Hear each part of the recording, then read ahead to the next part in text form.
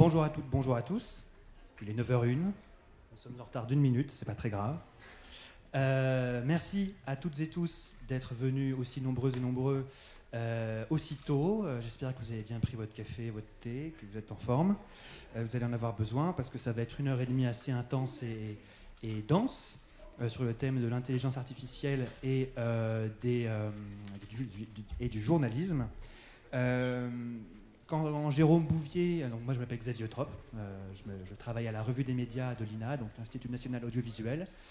Et lorsque Jérôme Bouvier nous a contactés pour préparer cet atelier, nous nous sommes mis d'accord sur le fait qu'il fallait un peu s'occuper à démystifier l'arrivée de l'IA dans le journalisme, dans les médias français, et essayer de poser les questions en des termes concrets. Donc le titre de cet atelier est de moi, c'est pas du très bon français, c'est IA et journalisme, concrètement on fait quoi? Parce que on s'est dit qu'il fallait essayer de sortir un peu du fantasme de l'IA qui va tous nous remplacer dans les rédactions. Donc on va s'intéresser aux initiatives, un petit peu aux différentes problématiques, et autour de moi se trouvent que des personnes qui travaillent avec de l'IA déjà, ou qui réfléchissent à l'arrivée de l'IA dans les médias. Donc on va commencer par Carole Châtelain, qui est présidente de l'Association des journalistes scientifiques de la presse d'information. Estelle Cognac, à ma gauche, directrice adjointe de France Info Radio, directrice aussi de l'agence de Radio France, donc chargée de vérifier les informations diffusées à l'antenne. Nous avons aussi Yann Guégan, tout à droite, qui est journaliste pour le site Contexte, mais qui est chargé des nouveaux formats là-bas, mais qui est surtout ici en qualité de vice-président du Conseil de déontologie journalistique et de médiation. Et tout à gauche se trouve Florent Rimbert, donc, qui est responsable de l'APIG, l'Alliance de la presse d'information générale, qui est à l'origine avec RSF, Reporters sans frontières, du projet Spinoza, dont il va nous parler tout à l'heure. Et enfin, à ma droite, immédiatement, Pierre Romerazang, donc chef de la technologie au Consortium international des journalistes d'investigation, l'ICIJ en bon français, qui est bien connu pour les multiples enquêtes avec Leaks et Papers en suffixe. Donc, merci beaucoup à vous 5 d'être là. Ce qu'on va faire pour commencer, déjà, c'est de faire un espèce de tour de table pour essayer de comprendre concrètement comment, on dirait, en anglais on dirait tackle, mais comment vous attaquez, comment vous gérez l'IA dans votre métier, dans votre fonction.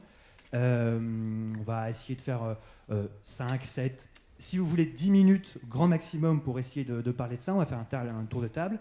Et ensuite, on va essayer de discuter de plusieurs thématiques, à savoir les thématiques peut-être sociales dans les médias, techniques, déontologiques, etc., éthiques. Yann, on peut peut-être commencer par toi. Est-ce que on va décrocher le micro, ce sera peut-être plus simple. Je ne sais pas si c'est faisable. Est-ce que tu avais une présentation Non, rien d'aussi formel. Vas-y, quand tu veux. Ok, donc je m'appelle Yann Guégan, je suis journaliste à Contexte. Contexte, c'est un site d'information sur les politiques publiques françaises et européennes à destination des professionnels. Et on a commencé à expérimenter certains outils d'intelligence artificielle. On a la chance d'avoir une équipe de développeurs assez forte et assez calée, y compris sur ces sujets. Et la manière de l'aborder, c'est une manière assez classique dans le milieu de l'innovation, c'est qu'on a organisé en interne un hackathon pour réunir pendant 2 jours, mélanger un peu toutes les équipes et essayer de voir ce qu'on pouvait imaginer comme nouveaux produits, nouveaux outils qui peuvent être utiles à la fois pour nos abonnés, mais aussi en interne pour les journalistes.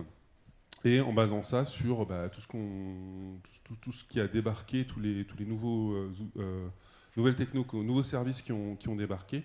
Concrètement, on a beaucoup utilisé ChatGPT et l'API de ChatGPT aussi parce que c'est la plus simple et la mieux connue, mais il y en a évidemment plein d'autres. Et on s'est attaqué en 3 équipes, on s'est répartis en 3 équipes et on s'est attaqué à des problèmes très concrets. Voilà, avec, on va dire, une approche qui est celle de Contexte, qui est celle de faire une information de qualité, puisque les abonnements de contexte sont des abonnements voilà, assez onéreux, enfin en tout cas qui apportent beaucoup de valeur aux organisations qui souscrivent à ces abonnements. Donc on n'est pas dans une démarche de de produire plus à tout prix ou de multiplier les contenus ou de générer des textes un peu de manière anarchique ou automatique. On est plutôt dans l'idée de comment est-ce qu'on peut faire encore mieux ce qu'on fait plutôt pas mal pour le moment, quoi. Pour vous donner une idée un peu une des pistes qu'on a explorées, alors ça n'a pas donné lieu, enfin on n'a pas, une fois le hackathon terminé, c'est souvent ce qui est un petit peu décevant parfois avec les hackathons, c'est que on ne va pas forcément prolonger l'effort au-delà, mais en fait mine de rien en termes d'acculturation et puis d'expérimentation, ça reste des phases importantes. Donc un des outils sur lesquels l'équipe dans laquelle j'étais moi, pour vous donner un peu concrètement ce qu'on a pu faire, on s'est dit qu'il y avait plein de sites que les journalistes aiment bien surveiller, enfin que nos journalistes à contexte aiment bien surveiller. Pour vous donner un exemple, il y a le site de la Haute Autorité sur la transparence dans la vie publique qui émet régulièrement des avis. Et ces avis ne sont pas forcément communiqués par mail, enfin il n'y a pas forcément d'alerte. Il faut aller sur le site et il faut regarder s'il y a du nouveau dans la rubrique avis de la HATVP. Par exemple sur des personnalités qui souhaitent quitter le secteur public pour travailler dans le privé. La HATVP donne souvent des avis là-dessus. Avant c'était la commission de déontologie, maintenant c'est la HATVP. Et donc un journaliste, il peut avoir envie, comme ça, quand il arrive sur cette page, d'être alerté et de recevoir une info dès que cette page change, dès qu'il y a un nouvel avis publié. Vous voyez, c'est un besoin très bête. Alors, on peut le faire à la main, entre guillemets. Donc ce qui se passait, c'est qu'ils venaient me voir et me disaient bah, « Tiens, je voudrais bien une alerte ». Alors moi, je faisais un petit script informatique que j'hébergeais sur un serveur. Donc j'arrive maintenant à le faire relativement vite, parce que forcément, ils ont plein de sites comme ça à surveiller. Donc régulièrement, ils viennent me voir en disant je voudrais une alerte quand il se passe quelque chose sur tel ou tel site. Donc c'est cool, mais bon, ça prend un peu de temps, puis ils ne sont pas autonomes là-dedans. C'est-à-dire qu'il faut à chaque fois qu'ils passent par moi ou par un développeur qui sait coder, qui a à disposition un serveur. Bon, c'est pas terrible, quoi. Donc on s'est dit, tiens, est-ce qu'on ne pourrait pas utiliser l'IA pour faire ça? Et très concrètement, que peut faire l'IA? Ben, l'IA, c'est qu'on peut lui donner, formuler la page à récupérer, enfin lui donner l'URL de la page à récupérer, lui décrire le tableau qu'on aimerait obtenir, par exemple la liste de tous les avis, et ensuite de dire activer une alerte dès que ce tableau change. C'est ça la démarche qu'on a abordée, c'est prends la page, fabrique un tableau avec ça, avec des lignes et des colonnes que je peux lire et où je peux identifier, voilà. Et une fois que j'ai récupéré ce tableau, finalement, c'est relativement simple pour nos développeurs de rajouter un dispositif d'alerte par email ou d'alerte sur Slack branché là-dessus, quoi. Donc tout l'enjeu, c'était de savoir est-ce que ChatGPT est assez bon quand on lui donne une page à récupérer. Est-ce qu'il est assez bon pour interpréter la page, aller chercher toutes les informations qui figurent à l'intérieur et repérer tout seul l'essentiel. Donc si je reprends mon exemple des avis de la HATVP, ce que je souhaite avoir comme tableau, c'est un tableau avec une colonne avec le prénom, une colonne avec le nom, une colonne avec le lien vers l'avis, une colonne avec le thème de l'avis, une colonne avec le résultat de l'avis, est-ce qu'il est favorable, est-ce qu'il est défavorable. Et une fois que j'ai ce tableau, finalement, après, je peux brancher pas mal de choses dessus. Le gros travail consiste à faire ce tableau. Donc on a multiplié les tests et on s'est aperçu que dans pas mal de cas, oui, c'était possible. On pouvait juste dire à ChatGPT, bah, tiens, va explorer telle page sur le web et fabrique-moi un tableau assez cohérent avec ça. Et tient compte du fait que j'ai besoin d'une colonne comme ci, une colonne comme ça. En fait, il interprète le code source de la page et il arrive à générer un tableau là-dessus, quoi. Donc en 2 jours, on a quand même pas mal avancé. On avait quelque chose qui était un proof of concept, comme on dit, une preuve du concept, un truc qui fonctionne au moins partiellement et qu'on pourra ensuite explorer plus tard, quoi. Donc voilà, c'est une petite expérience, mais qui permet là aussi de démystifier les choses, de voir ce qui est possible et ce qui n'est pas possible. Il y a des choses où les outils actuels sont assez nuls, il y en a d'autres où ils sont assez bluffants. Et évidemment, à chaque fois, on doit se dire, enfin en tout cas notre démarche à contexte, c'est de se dire en quoi ça peut servir une information de qualité, puisque de toute façon, si on ne fait pas une information de qualité avec, ça n'intéressera pas des abonnés qui ont besoin de choses assez pointues dans l'univers de la presse professionnelle. On n'est pas dans l'à peu près ou dans le ouais, bon, ça passe quand même, quoi. Merci beaucoup Yann, mais peut-être que tu peux aussi parler de ce que le Conseil de déontologie journalistique et de médiation a fait dans le cadre de l'IA, enfin les recommandations que vous avez faites. Je ne sais pas si tu peux en parler rapidement. Maintenant, tu veux le faire maintenant? On peut en parler plus tard, remarque. Comme tu veux, on va en parler plus tard. Voilà. Carole Châtelain, bonjour. Oui, bonjour. Est-ce que vous êtes donc l'association des journalistes scientifiques. Est-ce que vous pourriez nous expliquer un petit peu comment vous approchez l'IA, parce que du coup c'est plus dans le cadre éventuellement de la protection des journalistes, de la défense de leurs droits, etc. Est-ce que vous pourriez nous en dire un peu plus? Oui, nous avons une position tout à fait singulière. Donc moi, je suis la nouvelle présidente de l'association des journalistes scientifiques de la presse d'information. Je succède à Agnès Vernet. Et notre particularité, c'est que nous sommes une association de près de 300 journalistes de tous médias, donc que ce soit la radio, la télé, la presse écrite, les réseaux sociaux, et de tout métier confondus, donc que ce soit les journalistes écrivants ou les maquettistes ou les SR, donc on est vraiment représentatif. Nous sommes la plus grosse association de journalistes scientifiques ou s'occupant de sciences. Tout le monde n'a pas dans notre association une formation scientifique forcément, mais tout le monde travaille autour des sujets de sciences. Et notre intérêt est bien sûr très porté sur l'IA. Et nous avons donc tout à fait récemment créé un groupe de travail et de réflexion autour de cette question qui nous intéresse tous en tant que, et c'est là où c'est la particularité aussi de la GSPI, en tant qu'utilisateur, puisque dans les rédactions, que nous soyons postés ou non, puisque notre association réunit des journalistes postés en rédaction ou non. Notre association réunit aussi des seniors, autant que des étudiants. Donc nous sommes aussi très attentifs à cette relève qui arrive, cette relève des jeunes journalistes. Donc nous avons créé un groupe de réflexion autour de l'IA parce qu'elle nous pose vraiment un certain nombre de problèmes et de questions, surtout en tant que journalistes, puisque nous travaillons, nous, en tant que journalistes scientifiques, sur les sujets d'IA. Nous sommes bien sûr intéressés à suivre toute l'actualité scientifique autour des innovations. Donc on doit être à la pointe de ce qui se fait actuellement dans le domaine de l'IA pour en rendre compte à nos lecteurs. Personnellement, je suis une ancienne directrice de la rédaction de Sciences et Avenir et la Recherche. Donc à ce titre-là, évidemment, tous les papiers que nous sortions étaient à la pointe de cette recherche-là. Et puis, nous sommes aussi concernés en tant qu'utilisateurs, puisque au sein des rédactions, nous allons être appelés, et en dehors même des rédactions, puisque nous avons des journalistes non postés, à utiliser cette technologie.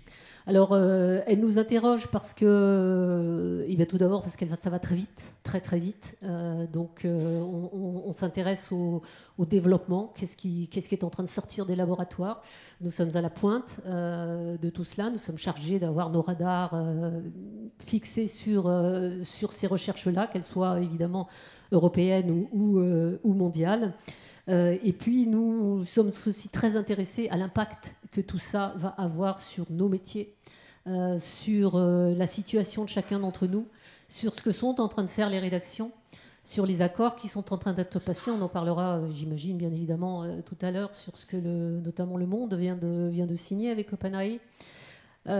Et l'impact que ça va avoir sur la façon dont nous allons travailler. Est-ce que tout ça ne pose pas des problèmes éthiques? Alors, évidemment, je pose la question, mais la réponse est oui, ça pose des problèmes éthiques. Ça pose des problèmes de posture de chacun d'entre nous. Ça pose des questions de droit,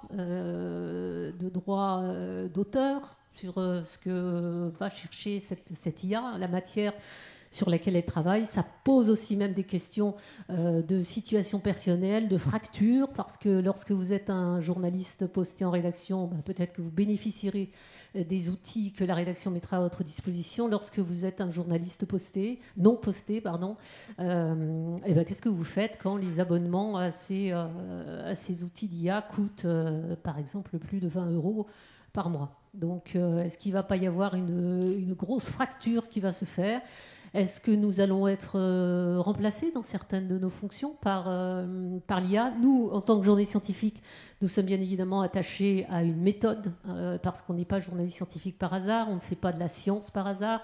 Nous sommes à la JSPI très attachés à essayer de faire entendre ça, et qu'il faut que dans chaque rédaction, il y ait des journalistes qui soient capables de savoir ce qu'est une méthode scientifique, qui soient capables de savoir comment on lit une étude scientifique. Donc l'IA pour nous c'est quelque chose de complexe et il faut que l'ensemble des journalistes puissent comprendre ce qui se passe. Et puis nous sommes aussi très attachés et assez inquiets entre guillemets sur tout ce qui est publication scientifique. Vous savez que vous ne savez pas, enfin en tout cas désormais beaucoup de publications scientifiques sont générées par l'IA tout simplement. Et notamment un chercheur qui s'appelle Guillaume Cabanac et qui travaille particulièrement sur ces questions-là, dit actuellement que 3 articles sur 10 000 sont générés par l'IA. Et donc, comment on va faire pour reconnaître et trier le bon grain de livret parmi tout ça, ça va poser de vrais problèmes. Comment est-ce qu'on va reconnaître désormais une photo générée par l'IA d'une photo qui ne l'est pas? Aujourd'hui, ça n'est plus possible. Les photos, aujourd'hui, avant, elles avaient quelques petits détails. Vous savez, Libération il y a eu une petite polémique autour de Libération qui avait publié une photo dans laquelle apparaissait une photo brandie par un manifestant, une photo générée par IA, et Libération n'a pas signalé c'est le fait qu'elle publiait une photo dans laquelle il y avait une photo générée par l'IA, mais on pouvait encore distinguer que cette photo était générée par l'IA parce qu'elle avait des petits défauts, mais aujourd'hui les IA sont tout à fait capables de générer des photos sans qu'on le sache. Donc pour nous, voyez, c'est toutes ces questions-là que nous posons en tant que journalistes scientifiques qui sommes vraiment attachés à l'authenticité de l'information, à l'expertise, à l'exactitude. Et il faut vraiment conscience, on ne perde pas ça de vue. Et on se pose vraiment la question de savoir si l'IA va être un outil pour nous, un allié ou un ennemi. Et notamment, et je terminerai là-dessus, nous sommes très attachés à ce que les sciences soient représentées dans chacune des rédactions et nous avons tout à fait dernièrement écrit une lettre ouverte à la direction de France Télévisions pour attirer leur attention sur le fait que les émissions de sciences sont en train de disparaître à France Télévisions. Avec la suppression notamment à venir du journal de la santé. Pour nous, ça nous inquiète énormément à l'heure des fake news, qu'au moment où les IA sont en train de monter en puissance, eh bien, la science, elle recule dans certains médias. C'est pour ça que nous avons fait cette lettre ouverte à la directrice de France Télévisions. Voilà notre rôle. Nous ne sommes pas un syndicat. Nous sommes simplement des représentants de journalistes avec cette spécificité de savoir de quoi nous parlons, puisque nous sommes des journalistes scientifiques. Merci. Merci beaucoup, Carole. Là, vous avez déjà évoqué pas mal de sujets sur lesquels on va revenir, éthique, remplacement des journalistes, entre guillemets, toutes ces questions-là sont hyper importantes. Pierre Romerazang, bonjour. Bonjour. Vous êtes chef de technologie à l'ICIJ, et on pourrait se demander pourquoi on vous invite pour parler d'intelligence artificielle, puisque vous faites des enquêtes sur de l'optimisation fiscale, ce genre de choses. Est-ce que vous pourriez nous expliquer un petit peu ce que vous faites là, d'une part, et puis en fait quelle est votre position par rapport à l'IA? Après on pourra éventuellement en reparler plus en avant, mais voilà, dans un premier temps, une première petite présentation. Merci Xavier. Alors je m'appelle Pierre Romerazang, effectivement je suis chef de la technologie au Consortium international des journalistes d'investigation, qui est une organisation que vous connaissez peut-être pas forcément parce qu'elle est un petit peu difficile à comprendre, mais ce que vous connaissez peut-être sont nos enquêtes, puisqu'on mène des enquêtes dites cross-border, donc des enquêtes internationales comme les Panama Papers, les Pandora Papers, les Uber Files, donc tous ces grosses enquêtes comme ça qui ont des répercussions mondiales et qui sont menées avec des centaines de journalistes. Alors qu'est-ce que je fais là ? Eh bien tout simplement parce que l'intelligence artificielle pour nous c'est un outil qu'on met à l'œuvre depuis des années. On a commencé en 2016 à peu près a utilisé de l'intelligence artificielle quand on a travaillé sur les Panama Papers. Et comme vous le savez, les Panama Papers, c'était un leak de données, donc une fuite de données de plusieurs millions, plusieurs dizaines de millions de documents, d'une complexité absolument folle. Et même quand vous investissez énormément d'énergie et que vous impliquez des centaines et des centaines de journalistes dans ce genre d'enquête, vous ne pouvez pas tout lire, vous ne pouvez pas tout déchiffrer, et vous êtes souvent confronté à un problème de lecture de tous ces formats de fichiers que vous pouvez avoir dans ce type de fuite de données. Et c'est là que nous, on a commencé à utiliser de l'intelligence artificielle, puisqu'on a mis en œuvre des outils dits de vision par ordinateur. Alors c'est un pan, et vous savez, l'intelligence artificielle, ça veut dire plein de choses. Le premier qu'on a mis en œuvre, nous, c'est... Effectivement, ça veut dire beaucoup de choses, et peut-être qu'il faut préciser maintenant, Oui. plutôt que plus tard, les différents types d'intelligence artificielle, générative, prédictive. Absolument. Tout à l'heure, Yann a évoqué des outils qui utilisent un peu les deux types, j'ai l'impression. Est-ce que vous pouvez nous en parler un petit peu, Oui. Pierre ? Alors, donc, la vision par ordinateur, c'est tout simplement confier à un ordinateur la mission de voir ou de décrire des éléments visuels. Le plus courant, celui que vous avez déjà tous utilisé, c'est l'optical character recognition, pardon. Donc la lecture de caractères. Donc quand vous scannez un document, vous êtes capable d'extraire le texte de ce document. Ça peut être aussi reconnaître des objets dans une image. Ça peut être reconnaître des objets en mouvement, des plaques d'immatriculation. Enfin, voilà, tout ça, c'est un pan à part entière. Yann a beaucoup mentionné tout ce qu'on appelle l'IA générative, donc la capacité à générer du texte. Et donc ça, c'est quelque chose qui est devenu extrêmement populaire ces dernières années grâce à ChatGPT, mais qui est vraiment un outil qui permet de générer du texte uniquement et qui donne l'impression de comprendre le monde et de comprendre ce que vous lui dites, alors qu'en fait, en réalité, c'est juste un modèle statistique qui est capable de prévoir le mot qui va suivre un autre mot.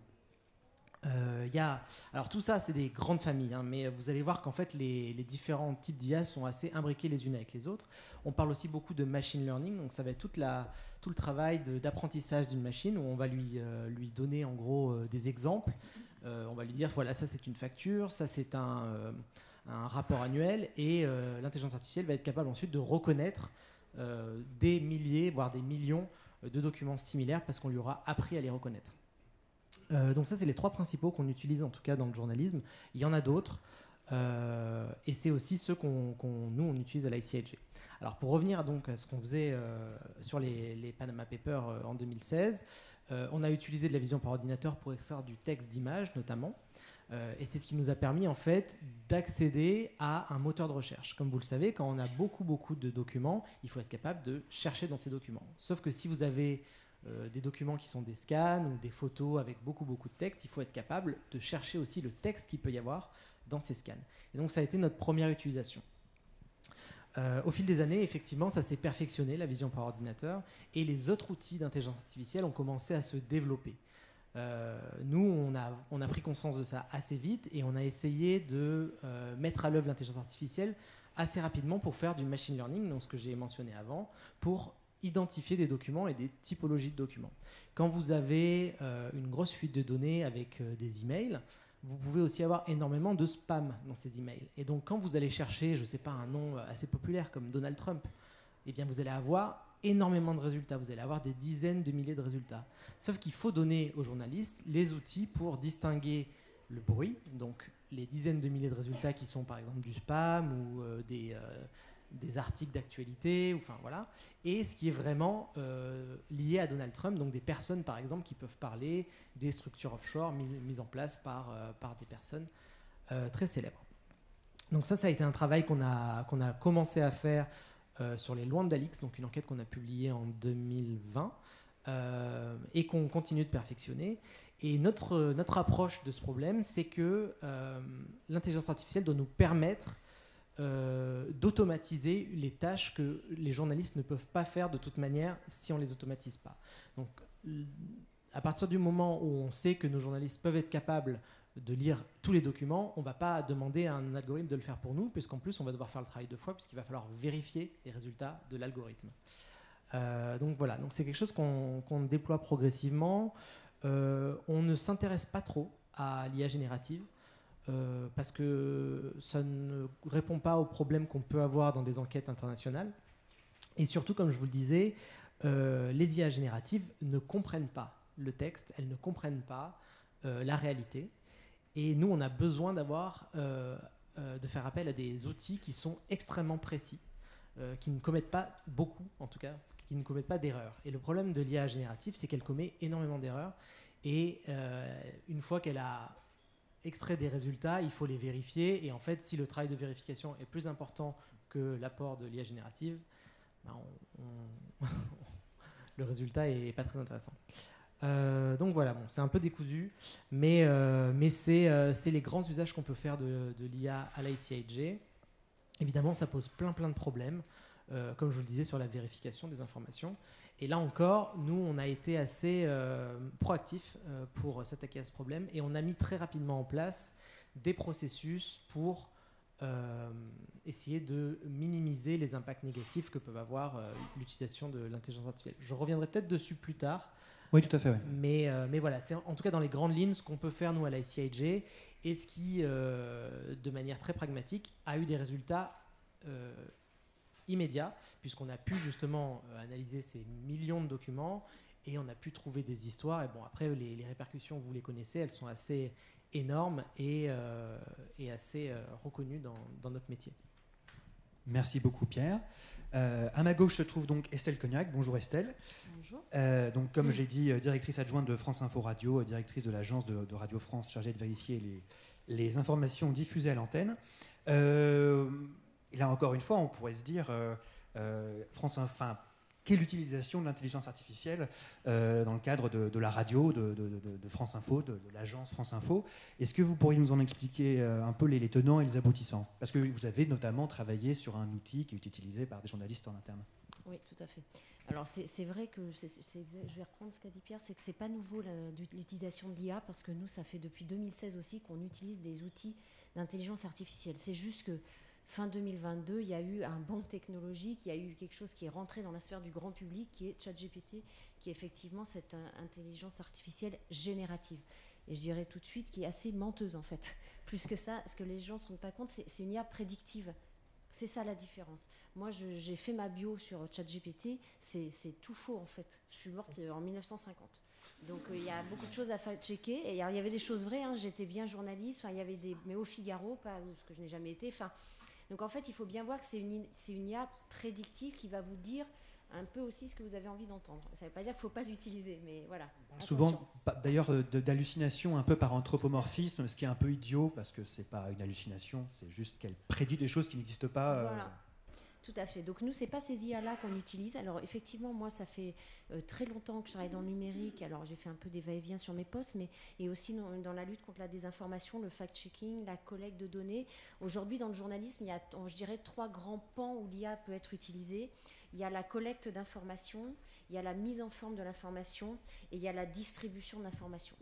Nous, du côté de France Info, donc dans les équipes que je dirige, que ce soit notamment soit l'agence de Radio France, soit la cellule Vrai ou Faux de France Info, qui s'occupe justement de fact-checker les informations, on utilise plusieurs types d'IA.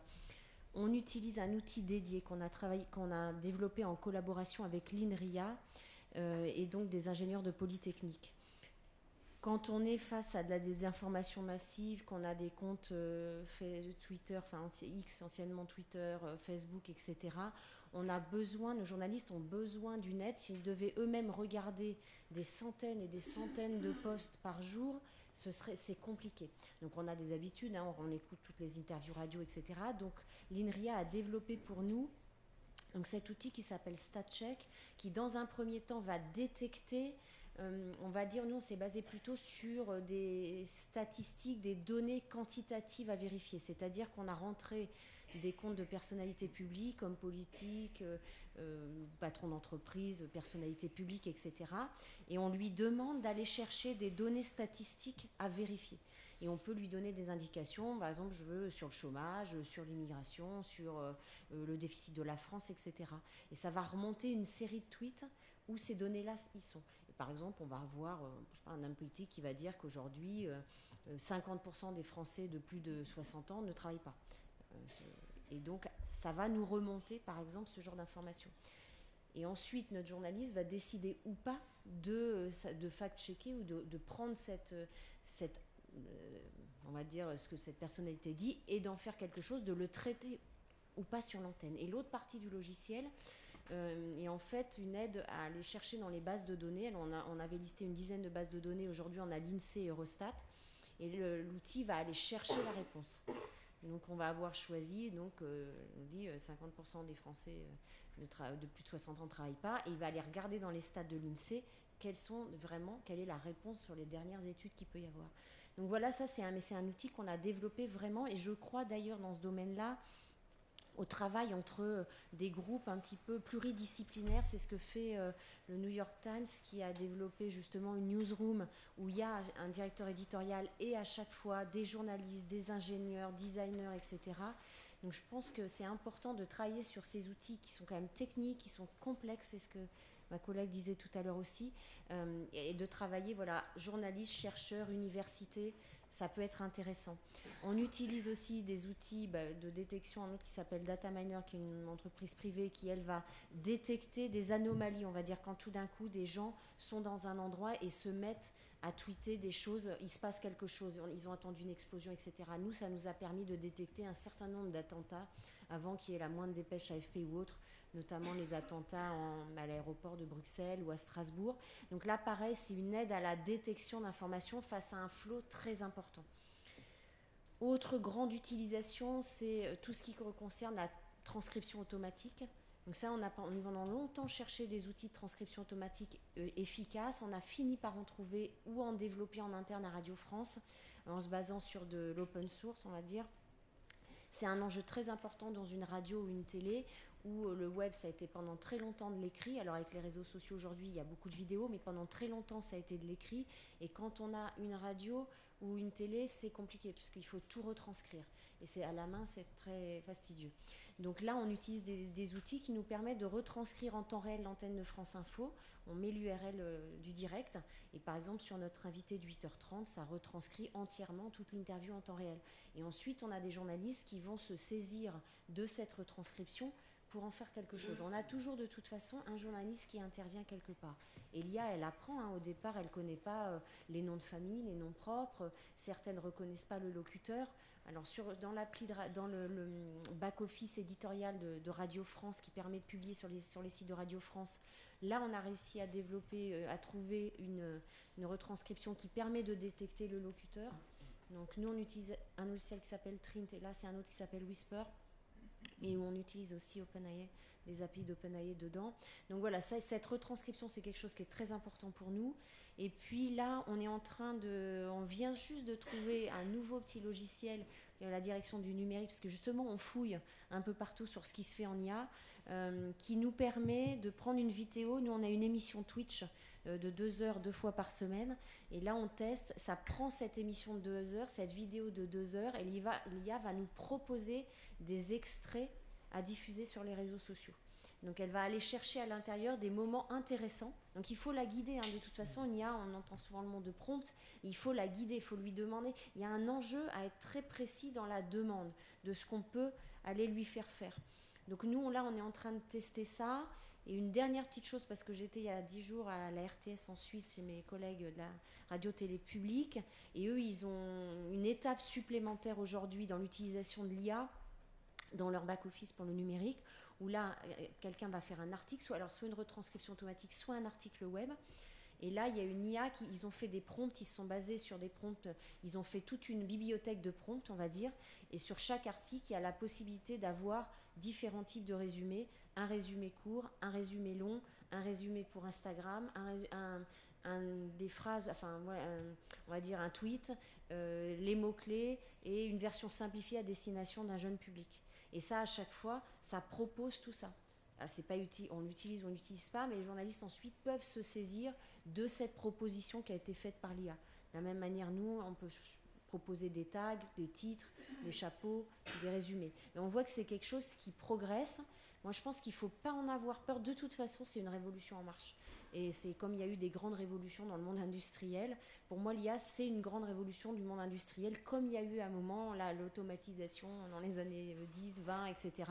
Il y a des choses sur le web qui meurent, qui naissent, etc. Le métavers, on en a beaucoup parlé, moi, j'y crois pas trop. Là, par contre, il y a une vraie révolution dans notre métier et dans le monde, de toute façon. On parlait d'IA sur les images. Aujourd'hui, on est sur de l'IA multimodale qui est en train d'arriver. Avant, il y en a qui généraient du texte, des images. C'était très segmenté. Aujourd'hui, on a des IA qui sont capables, ou de la voix, des IA qui sont capables, qui commencent à être capables de générer. Ça s'utilise dans la publicité. Là, il y a un gros enjeu, puisque moi, j'ai vu des choses aux États-Unis qu'on a montré sur justement la réalisation de films publicitaires avec de l'IA. Donc cette IA multimodale, elle arrive, elle est là, elle est très dure à détecter, c'est vrai. Il y a un enjeu de société, un enjeu de démocratie. On parlera sûrement des fake news. Il y a un vrai problème là, effectivement, sur la fabrication massive d'informations, pas toujours fausses de manière malveillante, mais aussi juste pour faire de l'argent, on va dire. Effectivement, ça c'est une problématique assez vaste depuis quelques années, la création de fake news à des buts lucratifs. On va peut-être... juste avant de passer à Florent, revenir sur ce qu'est un prompt, c'est une consigne, c'est une question qu'on pose à un outil en lui disant voilà, fais-moi une image où on voit une salle de rédaction avec un robot au milieu et il va la faire. Et puis, c'est ça un prompt, on peut dire ça comme ça. Très bien. Merci beaucoup Estelle.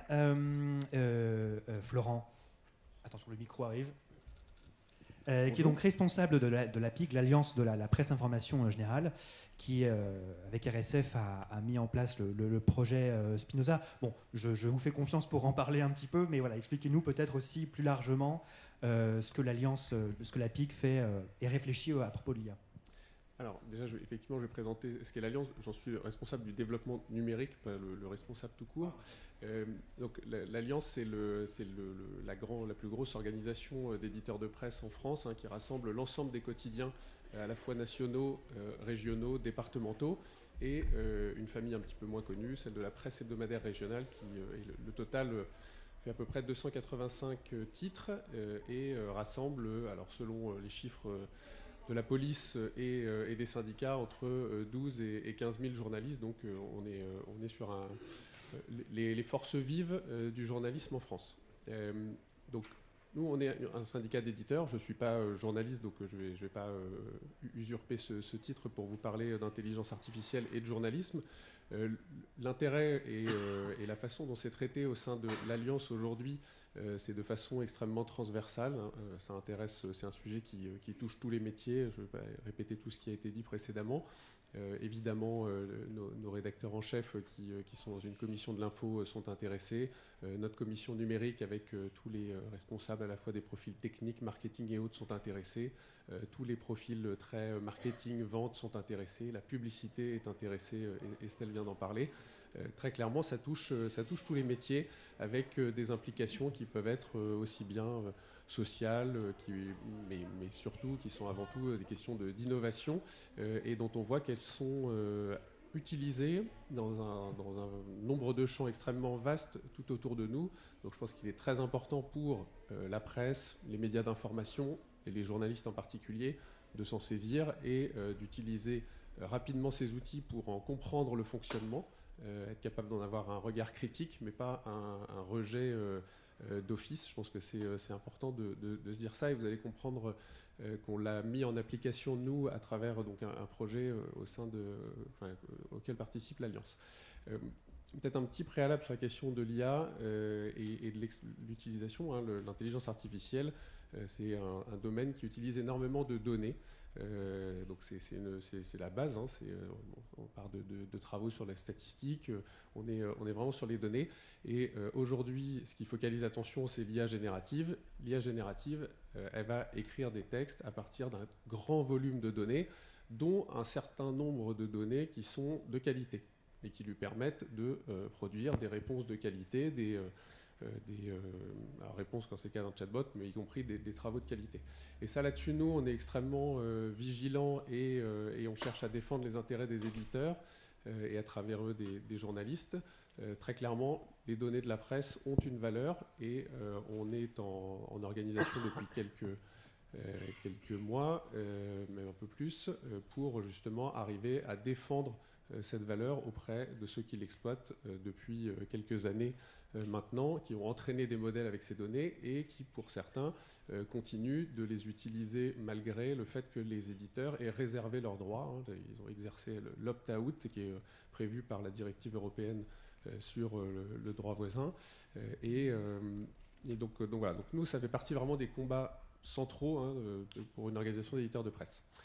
Maintenant, je vais passer sur le côté partage de pratiques. Je pense que vous avez dit des choses très intéressantes les uns et les autres, et on retrouve ça dans notre organisation, entre nos membres, pour vous parler du projet Spinoza, qui est une initiative pratique à laquelle on participe, ce qui n'est pas forcément toujours la vocation de l'Alliance, qui est une organisation professionnelle, et je vais vous expliquer pourquoi on s'est lancé là-dedans.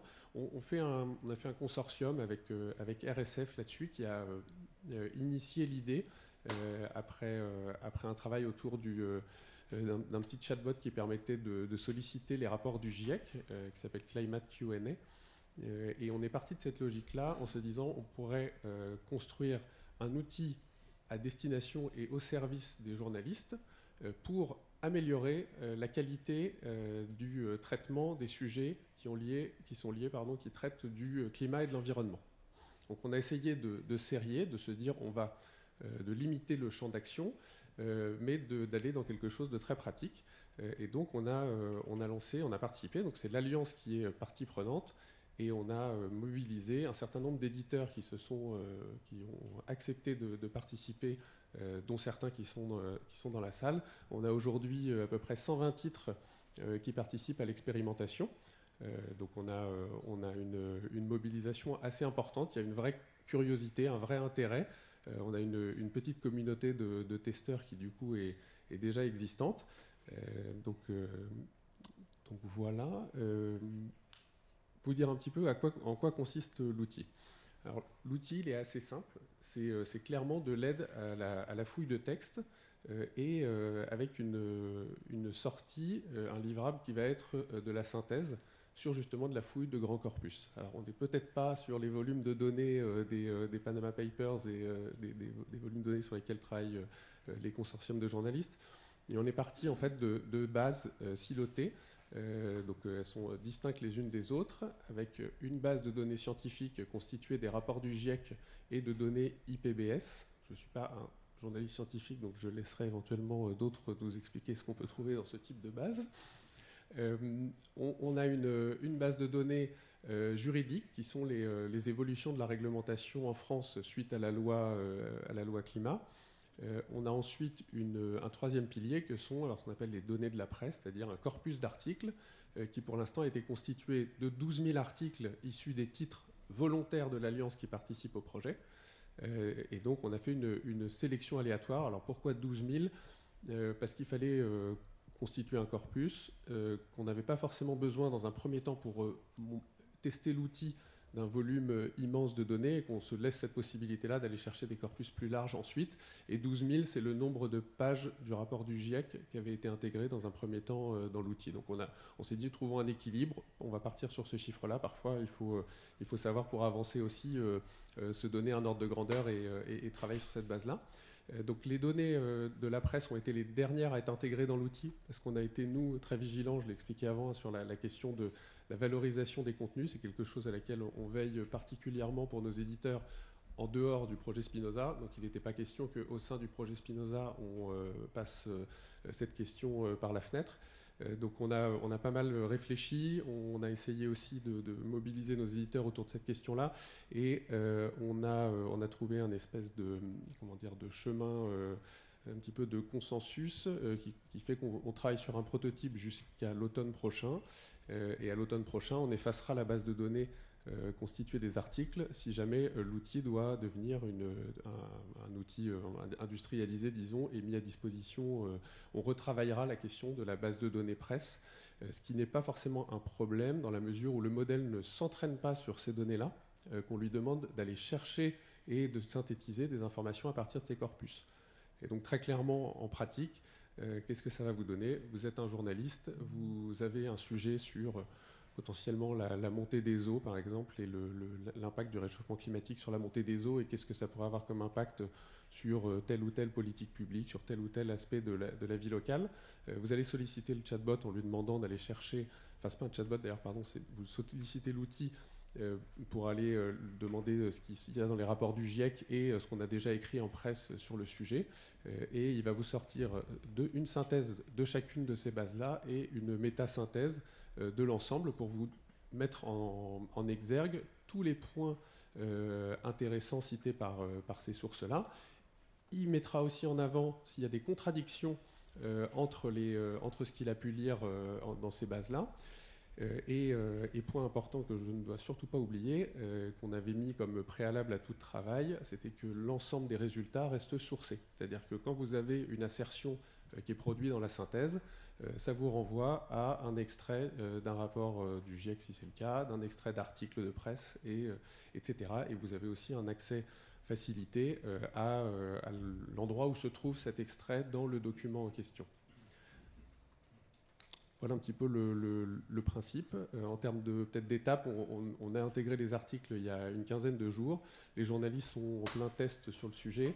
On va commencer à le faire tester aussi par des gens qui n'ont pas participé au projet jusqu'à maintenant pour voir aussi un petit peu leur réaction.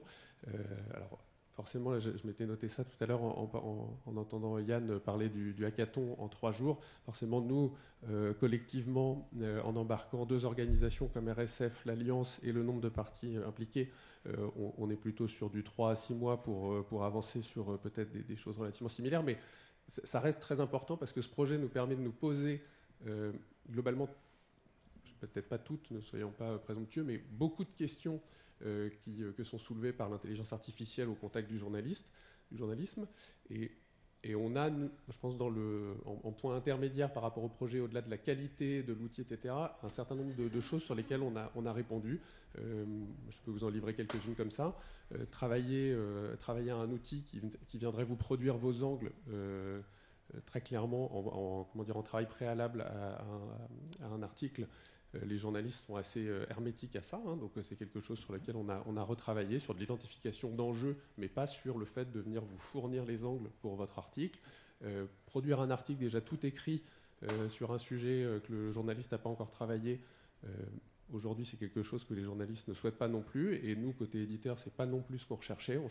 On a un objectif qui est d'améliorer la qualité de ce qui va être écrit sur le sujet du climat et environnement. Et l'outil, a priori, permettra d'aboutir à ça. Donc il faudra confirmer cette idée avec les prochaines étapes. Merci beaucoup, Florent.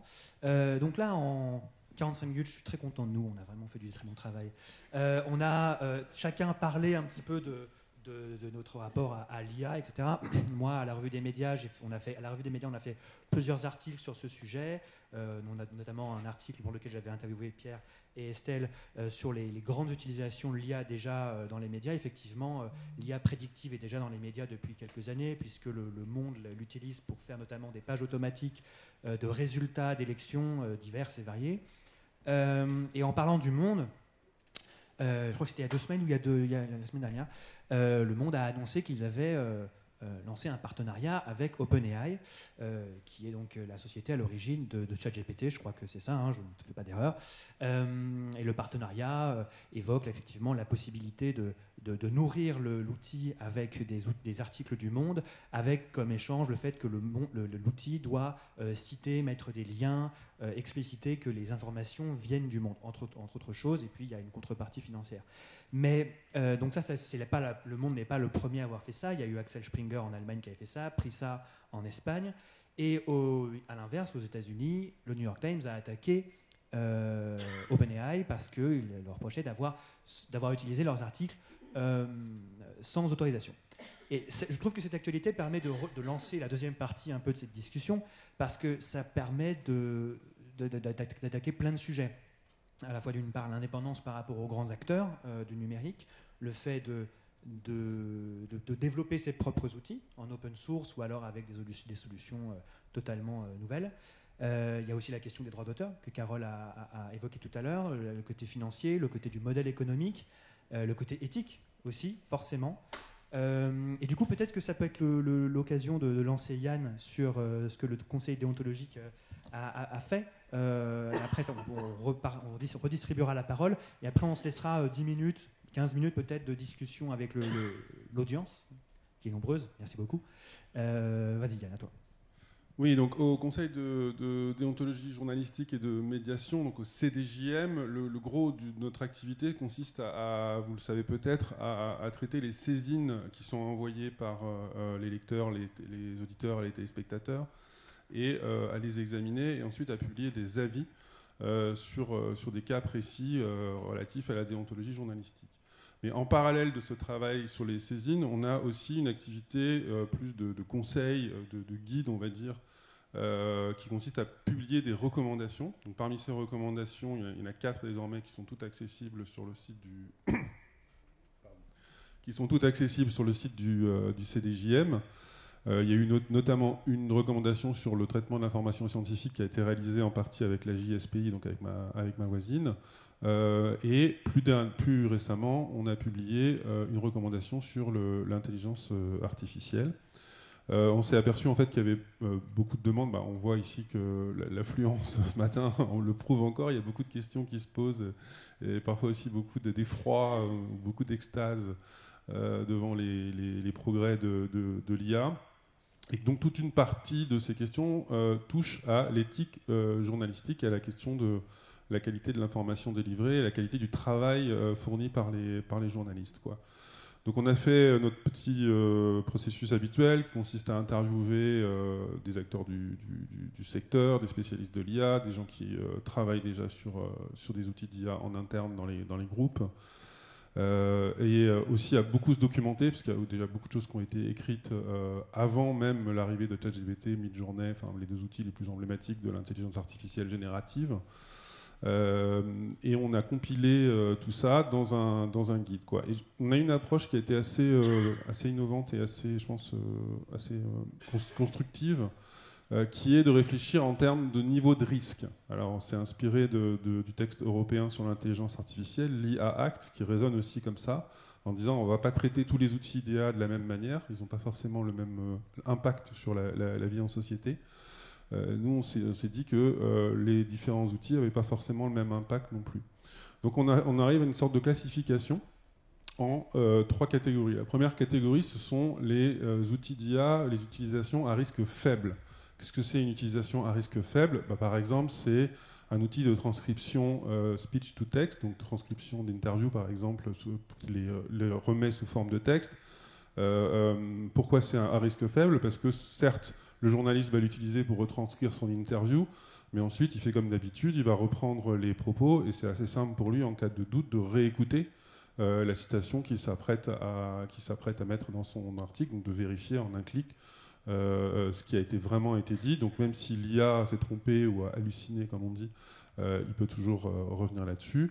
Dans ces cas-là, on considère au CDJM que c'est même pas la peine de signaler au lecteur. Vous n'avez pas besoin de dire au lecteur dans votre article « Ah bah tiens, en fait, j'ai utilisé tel truc pour retranscrire mon interview », ça ne l'intéressera pas beaucoup, et le niveau de risque est vraiment faible, donc pour nous, il n'y a pas de...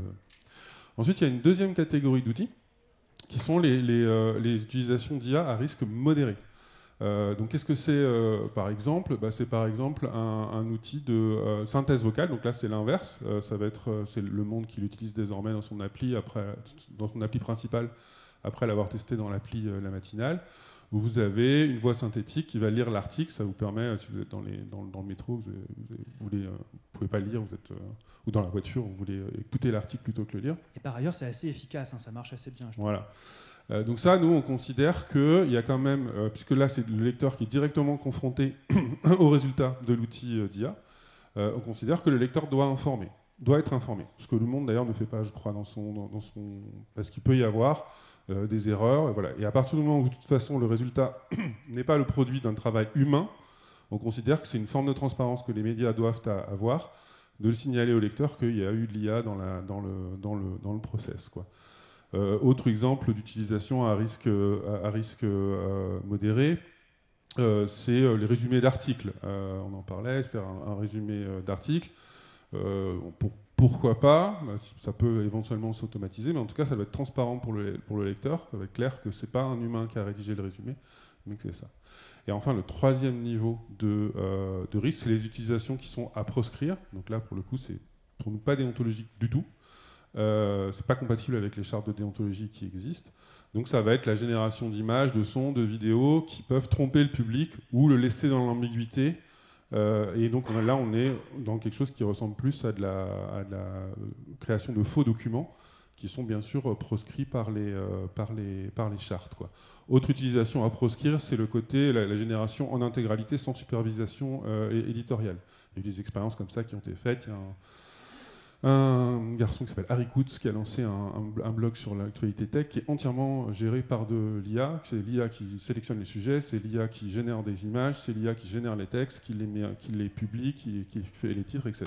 C'est une expérience très intéressante d'un point de vue intellectuel, mais Harry lui-même reconnaît que c'est pas ce qu'il faut faire et qu'on peut pas laisser la machine comme ça publier, arroser le web et les supports numériques sans supervision éditoriale. Je terminerai, Xavier, en une seconde en signalant que ce travail qui est reconnu comme de qualité, au niveau européen, on nous dit que c'est parmi les meilleures chartes et les plus complètes, en tout cas les plus utiles, qui ont été générées. Ce travail a été fait par le CDJM, qui n'a toujours pas le soutien des grands éditeurs. Je profite de la présence à cette table de Florent et de la PIC, donc qui représente les grands médias, et d'Estelle qui représente aussi à sa manière Radio France. Ce travail-là est réalisé en grande partie par des bénévoles, et pourtant il est, me semble-t-il, utile et fait avancer la déontologie de la profession. Ça peut ne pas durer si il n'y a toujours pas de soutien des grands médias à l'action du CDJM, que ce soit pour le travail sur les saisines ou le travail sur les recommandations. Le CDJM sera dans des difficultés financières telles qu'il ne pourra plus continuer. Merci Yann. Oui, Carole, allez-y. Oui, je souhaitais aussi préciser deux choses au nom de la JSPI. Nous sommes aussi assez inquiets de voir, par exemple, qu'un groupe tel que Le Monde part seul au combat, si on peut dire, et signe cet accord avec OpenAI. Ça pose des problèmes parce qu'on aurait pu y aller, les éditeurs auraient pu y aller de façon groupée, on aurait peut-être pu négocier de façon plus regroupée les droits. Pourquoi aussi avoir choisi de donner ces données à une IA américaine? L'Europe, là aussi, il y a un souci de souveraineté qui est soulevé. Il y a pas mal de start-up européennes qui essayent de lutter contre cette hégémonie américaine. Donc ça nous inquiète également en tant que journaliste et en tant que journaliste scientifique. Je précise aussi que nous avons des questionnements sur les données, puisque vous savez que les algorithmes travaillent essentiellement, évidemment, à partir des données qui sont très souvent obscures, même si elles sont sourcées. Enfin, on nous dit qu'elles sont sourcées, donc autant le croire. Enfin, nous, on veut bien le croire, mais je donne un simple exemple. Il existe une plateforme qui s'appelle PubPeer, que vous connaissez peut-être, qui est une plateforme qui est animée par des bénévoles, qui est une plateforme française et qui recense les études scientifiques qui sont retirées ensuite pour avoir émis soit elles étaient fausses, soit elles avaient des erreurs, soit etc., etc. Tout un tas. Enfin, vous connaissez l'état de la science. Il y a beaucoup d'études qui sont retirées et il y a eu cette année 180 000 études retirées. Ça veut dire que c'est une base de données de 180 000 études que les algorithmes sont supposés peut-être utiliser et qui sont en fait fausses. Donc pour nous, journalistes scientifiques, vraiment l'IA, en vous écoutant, on voit les monts et merveilles que vous nous promettez. Il faut aussi qu'on soit très très attentif à avancer très doucement sur ces domaines parce que, là, comme le disait mon confrère à ma droite, attention à l'éthique, rien ne remplacera jamais l'humain. Voilà. Merci Carole. Estelle voulait réagir. Oui, parce que c'est une vraie question qu'on a nous aussi à Radio France, accepter qu'on utilise nos données ou pas. Il y a un vrai cas de conscience parce que d'un côté on se dit ces IA génératives elles existent. Si jamais nous, on interdit l'utilisation de nos données, ça veut dire que ces IA, elles vont se baser sur quoi? Nous, on se dit qu'on a des données de qualité. Si on veut qu'elles fonctionnent bien, et puisqu'elles vont exister, on se dit qu'il vaut mieux qu'on la nourrisse avec des données de qualité. Mais en même temps, on retombe dans le même débat qu'on a, et je dirais, puisqu'on s'est quand même fait avoir depuis 20 ans, d'abord par Google, puis après par les réseaux sociaux, sur quand même un peu un pillage de notre travail et de nos données sans être rémunérés. Alors après, effectivement, il y a les droits voisins, enfin, il y a des choses qui se passent, mais c'est une vraie question entre les deux, entre nourrir ces IA avec des données de qualité pour éviter qu'elles ne se basent que sur des données dont on ne connaît pas la provenance, et de l'autre côté, en être rémunéré. Nous, aujourd'hui, on empêche, entre guillemets, parce que voilà, ils font quand même ce qu'ils veulent, d'utiliser des données de Radio France. Mais il y a un vrai enjeu, et il y a un vrai enjeu de rémunération. C'est aussi pour ça que moi, je partage le point de vue autour du monde.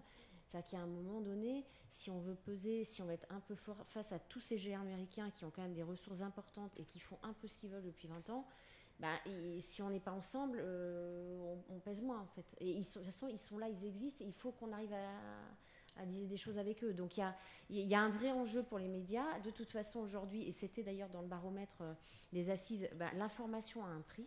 Il y avait une question sur êtes-vous prêt à payer ou pas pour de l'information. Aujourd'hui, l'information, ça a un coût.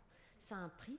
Les gens travaillent, pour avoir un journaliste de qualité, il faut aller sur le terrain, il faut faire de l'investigation. Voilà, ça prend du temps.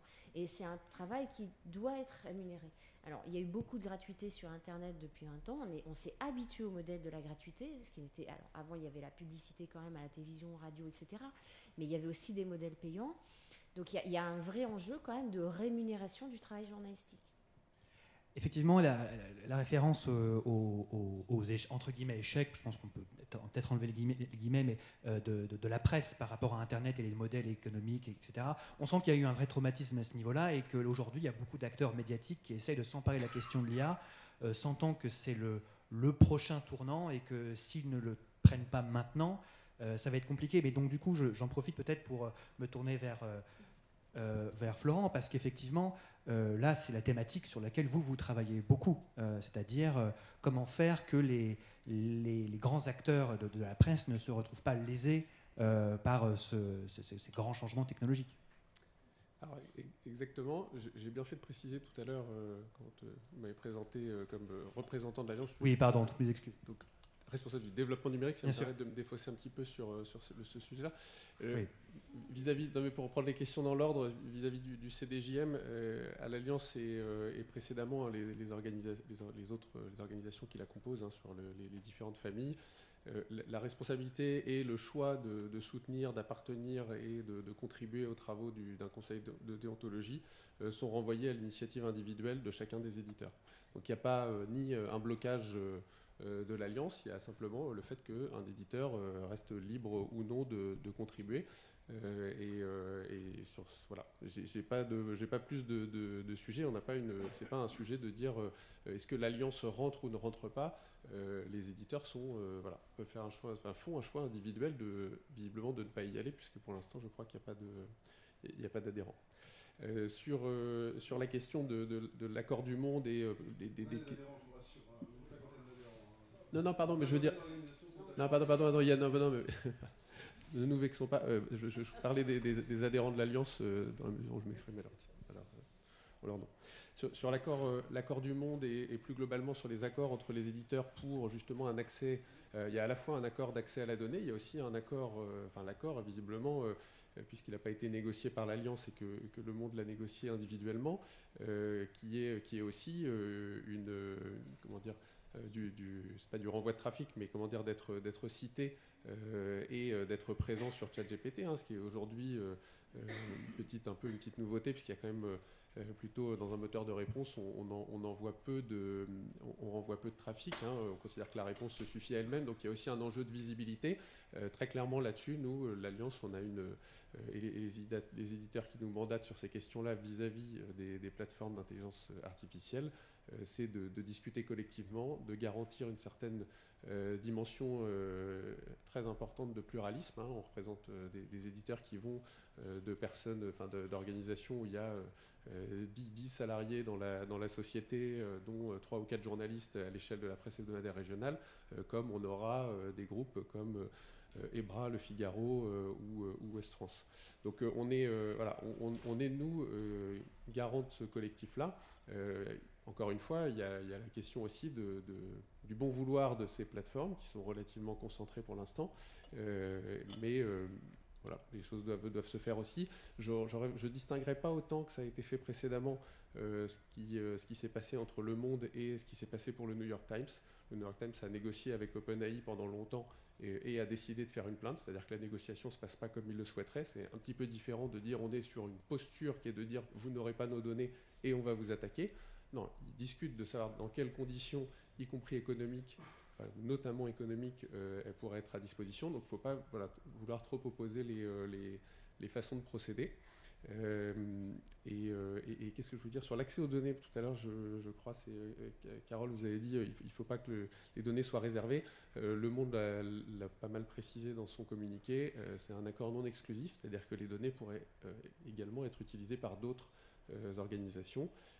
Et là, la question de la mise à disposition revient effectivement à chaque éditeur ou à chaque organisation qui viendra solliciter les éditeurs sur ces sujets-là. Il faut bien se rendre compte qu'on a aujourd'hui et depuis ces dernières années peu d'organisations qui viennent ne serait-ce que demander s'ils peuvent accéder au contenu. En fait, on est renvoyé vers de l'autorisation lisible par la machine, d'où le système d'opt-out prévu par la directive européenne. Et on n'en va pas beaucoup plus loin pour l'instant. Donc il faudra aussi, il y a sans doute des évolutions de réglementation qui peuvent se faire, c'est-à-dire que c'est du moyen terme, puisque là la question c'est quelle discussion on peut avoir dans les semaines qui viennent, mais il y a aussi un enjeu d'évolution de la réglementation. On a pesé, nous, je ne sais pas si c'est de toutes nos forces, mais en tout cas pour que dans l'IA Act, les positions des ayants droit soient respectées et qu'on puisse avoir justement une forme de communication, si ce n'est de transparence sur les données utilisées, qu'on n'a pas obtenu totalement, soyons très clairs, et notamment du fait de la position de la France. Donc sur les questions de souveraineté, on est aussi parfois pas soutenu par nos pouvoirs publics. Il y avait une autre question, Xavier, peut-être Non, mais sur l'IA Act, il me semble que le texte était plus ou moins prêt en 2022. Je crois que j'en ai parlé avec c'était avec Yann, mais qu'il a été remis au calendrier grec, enfin entre guillemets, puisqu'il est sorti il n'y a pas très longtemps. Mais voilà que ChatGPT a un peu rebattu les cartes. Et l'IA générative a totalement bousculé effectivement leur perception. À la fois, justement, alors Yann l'a beaucoup mieux décrit que moi sur les questions de l'approche par les risques et qui a été adapté justement vis-à-vis du grand public. Au départ, l'intelligence artificielle était finalement un sujet peu grand public, quoi. Clairement par manque d'utilisation et de compréhension de cette technologie. Oui. Je pense qu'il y a vraiment des enjeux de réglementation. Il y a eu beaucoup de Far West. Après, au niveau de l'Union européenne, on le voit avec le DSA, DMA, IA Act, il y a quand même une volonté perfectible, c'est sûr, quand même de réglementer un peu ce que font les géants de la tech américains. On le voit quand même. Et on voit tout ce qu'il peut y avoir récemment. Enfin, je veux dire, vous avez tous vu ce que vous avez reçu, le fait qu'on puisse plus utiliser Google Maps quand on fait une recherche sur un restaurant à Tours, on va dire, par exemple.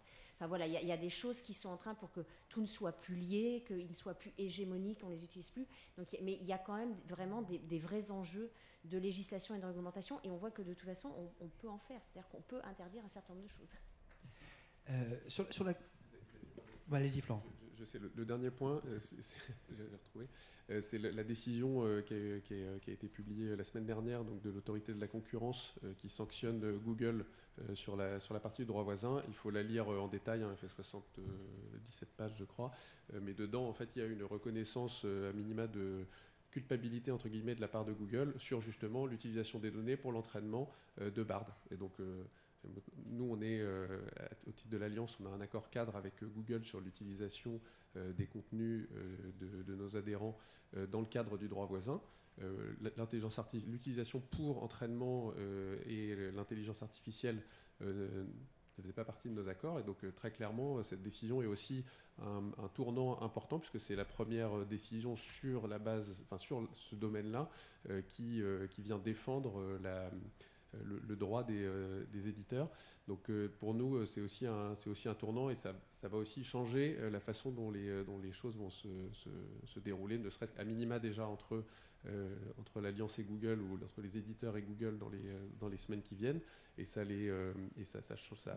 voilà, le fait que Google soit capable de le reconnaître dans le cadre d'une procédure, on peut imaginer que ça pourrait déclencher des procédures pour aller chercher le même type soit de reconnaissance, ou en tout cas de recherche de preuves vis-à-vis des autres opérateurs. Bard, qui me semble était vanté par Google il y a quelques mois comme étant un outil qui pouvait justement aider les journalistes dans leur production éditoriale. Oui, vas-y, allez-y Yann, le micro. Juste une réaction rapide. Je trouve que la tournure que prend le débat ce matin est assez intéressante, c'est-à-dire qu'on est parti des pratiques concrètes, voilà, et très rapidement, on arrive à une question de comment est-ce qu'on peut faire payer les GAFA. Alors, effectivement, c'est important de faire payer les GAFA. Forcément, c'est difficile. La question des droits d'auteur est super importante, mais je trouve que c'est assez symptomatique de l'idée que le secteur médiatique, et singulièrement les représentants des grands médias, sont capables de se fédérer et d'avancer ensemble quand il s'agit d'obtenir des droits voisins de Google, peut-être un jour aussi obtenir une rémunération d'OpenAI. Ça ne marche pas forcément très bien, on voit bien que c'est compliqué. Il y a effectivement un enjeu de régulation qui est important. Je ne dis pas que ces questions sont simples, hein, mais en tout cas, il y a un effort commun. En revanche, dès qu'il s'agit de réfléchir à nos propres pratiques et à ce qu'on produit, et ce qu'on propose comme information, notamment en termes de déontologie, là, tout d'un coup, il n'y a plus personne autour de la table. Et je trouve que c'est la manière dont le débat est en train de se dérouler est assez non, mais c'est vrai, c'est intéressant. Non, mais je suis d'accord. C'est-à-dire qu'on parle des Après, moi aussi, je suis pour faire payer les gens qui pillent les contenus, enfin tout ça, ok, d'accord. Mais à un moment, il faut aussi qu'on ait le débat sur. Là, je vois tous les médias, quand ChatGPT est arrivé dans l'actualité et Midjourney, tous les médias ont créé leur petite charte à eux, en prenant des engagements, en disant regarde, nous on ne publiera jamais d'images, etc. Qui aujourd'hui vérifie que ces engagements sont tenus, que tous les médias qui ont fait de grandes déclarations la main sur le cœur pour dire on fera pas ci, on fera pas ça. Qui le fait? C'est le rôle d'un conseil de presse, d'un conseil de déontologie en France de regarder ça. Si les médias prennent des engagements, mais ensuite ne participent pas à une démarche d'autorégulation comme celle que propose le CDJM, après on peut en avoir une autre. Si vous n'aimez pas le CDJM, proposez autre chose.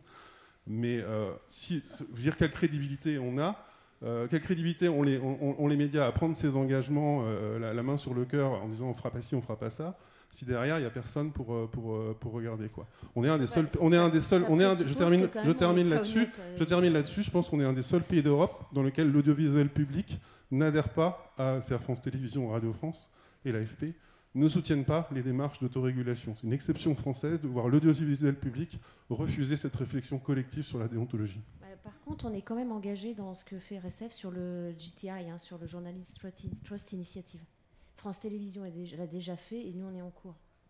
C'est formidable, mais ça n'empêche pas, au contraire, c'est complémentaire l'adhésion à un conseil de déontologie ou un conseil de presse. La déontologie engage individuellement un éditeur et sa rédaction. La défense de ses intérêts, la défense des intérêts d'un éditeur de presse vis-à-vis d'un géant comme Google, je suis désolé, mais nécessite du collectif, nécessiterait, même si on veut aller plus loin, une concentration beaucoup plus importante dans les médias. Ceux qui ont réussi leur bras de fer avec les plateformes, c'est les médias australiens. Forcément, ce n'est pas exactement le niveau de concentration des médias français où le moindre rachat suscite un émoi fou. Donc les questions de déontologie, les raccrocher et les mettre en parallèle ou en miroir des discussions sur la valorisation des contenus par les éditeurs pour construire un modèle économique, je suis désolé, mais moi, j'adhère pas du tout à cette façon de concevoir les choses. Il y a un autre point. Non, je voulais juste donner la parole rapidement à Pierre. Ok. Parce qu'effectivement, il y a toutes ces questions-là sur l'éthique et puis même l'indépendance vis-à-vis des grands acteurs du numérique.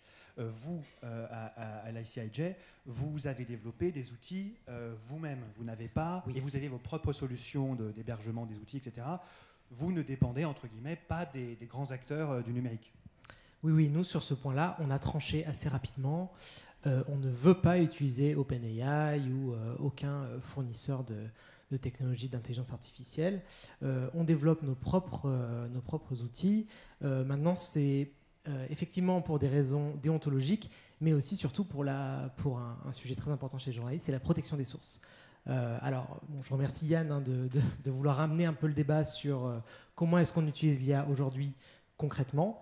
Nous, à l'ICIJ, on utilise l'IA, comme je vous le disais, pour explorer ces fuites de documents qu'on peut avoir. Et effectivement, ces fuites de documents, elles nous proviennent de sources dont on veut conserver l'anonymat. Pour réussir à conserver cet anonymat, on a effectivement mis en place nos propres outils d'intelligence artificielle qui donc nous permettent de répondre à nos propres critères de qualité et de déontologie. Il y a plein de choses qu'on a mis en place pour préserver la qualité des résultats de ces algorithmes. La première, c'est un processus de fact-checking qui est extrêmement lourd. Il faut savoir qu'à la CIJ, on publie énormément d'informations qui sont basées sur des analyses faites par des intelligences artificielles. Par exemple, quand on a des adresses, tout simplement, on va essayer d'identifier à quel pays cette adresse est associée.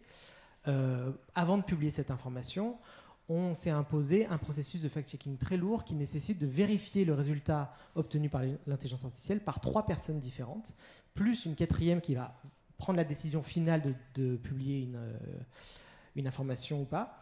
Ce qui en fait rend le processus aussi d'utilisation de l'intelligence artificielle très lourd et très coûteux. Et je pense aussi que de ce point de vue-là, on a encore quelques freins dans notre organisation et dans plein d'autres médias, qui est le coût. L'intelligence artificielle, ça coûte très très cher à mettre en œuvre. On parle de millions de dollars pour entraîner des modèles. Et aujourd'hui, malheureusement, les seules organisations qui sont capables de dépenser autant d'argent pour faire de l'intelligence artificielle, ça va être les GAFAM, OpenAI et donc des organisations qui ont un pouvoir extrêmement important. Alors nous, on s'est un peu détaché de ça, on ne veut pas bosser avec eux, mais on utilise quand même des technologies open source qui sont basées pour la plupart sur ce que fait Facebook par exemple, ce que fait OpenAI aussi avec Whisper qui a été mentionné plus tôt. Donc voilà. Sur la méthodologie, il y a un point très important qui fait partie de notre déontologie, c'est la transparence. On est très transparent sur comment est-ce qu'on utilise l'intelligence artificielle. Et vous savez, en sciences sociales, il y a un point très important, c'est la reproductibilité du résultat. Et donc pour justement avoir des résultats qui sont reproductibles, il faut être transparent sur la méthode qui a permis d'obtenir un résultat. Et de ce point de vue-là, nous, depuis quasiment 2016, on publie toujours en détail comment est-ce qu'on a fait pour arriver d'un point A à un point B, donc pour obtenir un résultat avec nos propres algorithmes. Et ça aussi, ça nous paraît indispensable pour réussir à mettre en œuvre des outils d'intelligence artificielle et de machine learning dans les rédactions. Je n'ai pas d'avis à donner sur le partenariat entre OpenAI et Le Monde, tout simplement aussi parce qu'on ne connaît pas les détails de ce partenariat. Alors certes, ça pose un problème de ne pas connaître ces détails du point de vue des lecteurs et lectrices du Monde, mais je trouve ça difficile d'en parler sans savoir exactement ce qu'il y a dans ce partenariat. Néanmoins, un commentaire là-dessus, c'est que je pense que OpenAI, de toute manière, ils aspirent tous les articles du Monde. Si Le Monde peut récupérer un peu d'argent pour quelque chose que OpenAI ferait de toute manière, je trouve ça pas plus mal. Merci beaucoup. Pierre, Carole, vous vouliez rajouter quelque chose ? Juste, moi je reviens à des questions aussi très terre à terre. On va passer aux questions du public. Oui, des questions éthiques. Nous sommes des journalistes, nous sommes des humains, nous avons une expertise, nous avons un travail, nous avons une expérience. Et nous voudrions que les rédactions s'engagent aussi à ne pas nous remplacer, parce que c'est déjà le cas dans certains domaines, dans le sport notamment, puisque le thème des assises cette année c'est le sport. On sait déjà que les intelligences artificielles produisent des articles directement sans l'apport des journalistes.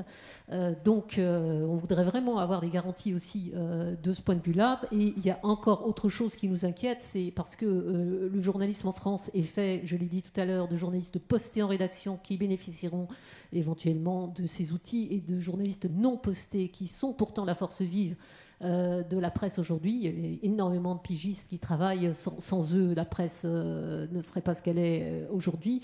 Comment ils vont faire ? Comment ils vont faire pour avoir accès à ces technologies? Et est-ce qu'on n'est pas aussi sur une fracture générationnelle? C'est-à-dire, est-ce que les journalistes d'un certain âge ne seront pas remplacés par des journalistes qui sauront utiliser les IA? Bref, on a un tas de questions que nous posons très concrètement.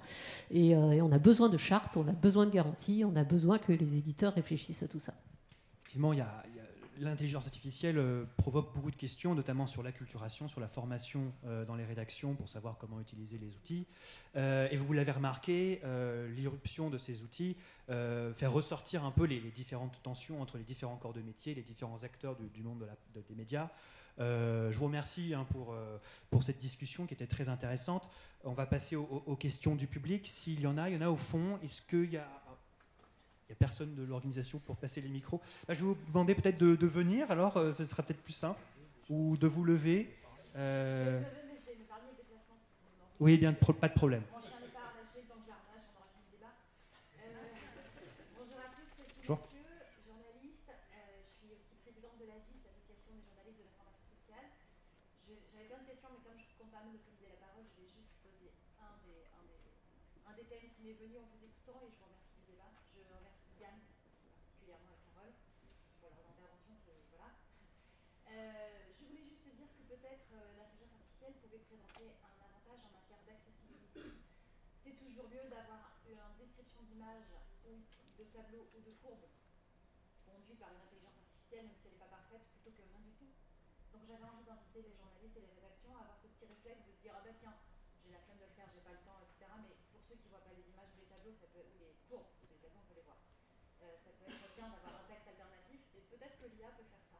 Voilà, c'est une des petites choses. Après j'ai une milliard de questions, mais je les poserai quand je croiserai les uns et les autres dans les couloirs.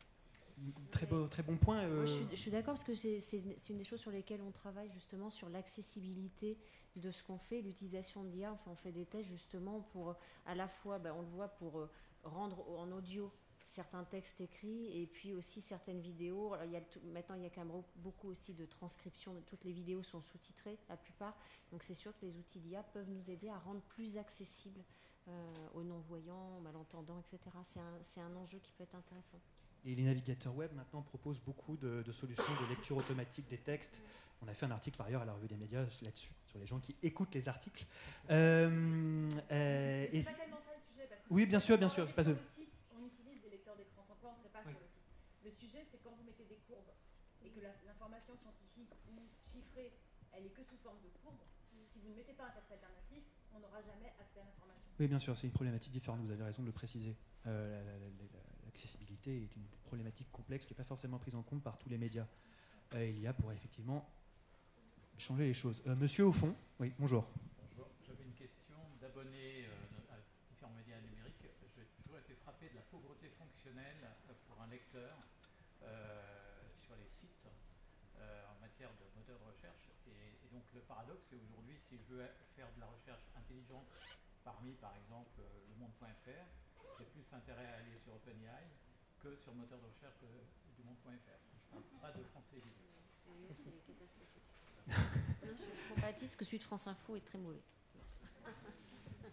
C'est vrai que les moteurs de recherche des médias... bien sûr, Yann. Oui, rapidement, c'est un problème que vous pointez et tous les équipes de développement se heurtent à ça en interne. Les miens, les développeurs pourraient vous en parler pendant des heures.